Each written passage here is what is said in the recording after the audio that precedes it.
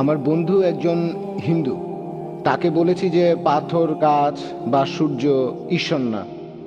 তখন সে প্রশ্ন করেছে, তোমরা কাবার দিকে সেজদা করো কেন, অন্য কোনো দিকে না কেন? ভাই প্রশ্ন করলেন যে এক কথায় ইসলাম ধর্মে যদি মূর্তি পূজা নিষিদ্ধ হয়, পাথর, মূর্তি ইত্যাদিকে পূজা করা, তাহলে মুসলিমরা কাবাকে সেজদা করে কেন? আমরা কি কাবাকে পূজা করি অথবা কাবার দিকে কেন? আমরা কি কাবার উপাসনা করি? এই প্রশ্নের উত্তরে বলবেন, এটা খুব কমন প্রশ্ন, যে মুসলিমরা কখনো কাবাকে পূজা করে না। কাবা হলো আমাদের কিবলা, আমাদের ইবাদতের দিক। আর মুসলিমরা আমরা একতায় বিশ্বাস করি। যখন আমরা নামাজ আদায় করি, পবিত্র কোরআন বলছে সূরা বাকারার 144 নম্বর আয়াতে উল্লেখ করা হয়েছে যে তোমরা যেখানেই থাকো কাবার দিকে মুখ ফিরিয়ে সেজদা করো, সেটাই আমাদের কিবলা। যেমন ধরেন আপনি সালাত আদায় করবেন এই হলের মধ্যে, কেউ বলবে উত্তর দিকে মুখ করে দাঁড়ায়, কেউ বলবে দক্ষিণ দিকে, কেউ বলবে পূর্ব, কেউ বলবে পশ্চিম। আর একতার জন্য আমরা পুরো পৃথিবীর মুসলিম, আমরা সবাই একদিকে সেজদা করি, সেটাই আমাদের কিবলা অর্থাৎ কাবা। আমরা উত্তর দিকে থাকলে দক্ষিণ দিকে সেজদা করি, আমরা দক্ষিণে থাকলে উত্তর দিকে সেজদা করি, পশ্চিমে থাকলে পূবে করি, পূবে থাকলে পশ্চিমে করি সেজদা। আর যদি ভালো করে দেখেন, প্রথম যিনি এই পৃথিবীর সম্পূর্ণ ম্যাপ আঁকেন তিনি একজন মুসলিম, মোহাম্মদ আলী ইদ্রিসি এঁকেছিলেন 1154 সালে। প্রথম মুসলিমরা যে ম্যাপটা এঁকেছিল সেটার দক্ষিণ মেরু উপরে, উত্তর মেরু নিচে, কাবা ছিল সেন্টারে।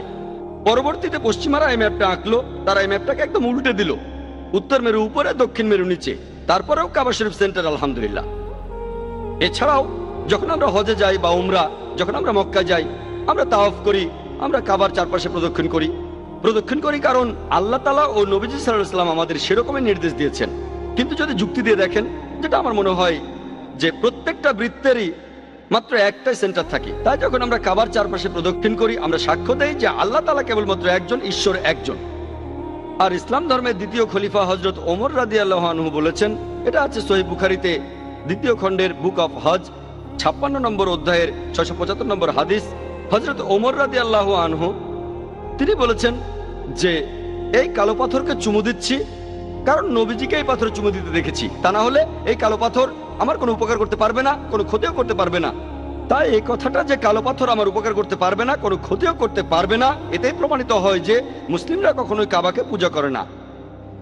এছাড়াও আমি এখানে আরেকটা যুক্তি দেখাতে পারি যে আমাদের প্রিয় নবীজির সময়ে তার সাহাবীগণ, অনেক সাহাবী ছিলেন যারা কাবার উপরে দাঁড়িয়ে আজান দিয়েছিলেন, নামাজের জন্য আহ্বান করেছিলেন। কোন মূর্তি পূজারী তার পূজনীয় মূর্তির উপর এভাবে দাঁড়াবে? এতেই প্রমাণিত হয় যে মুসলিমরা আমরা কাবাকে পূজা করি না, এটা একতার জন্য, কিবলার জন্য যখন আমরা নামাজ আদায় করি। আশা করি উত্তরটা পেয়েছেন।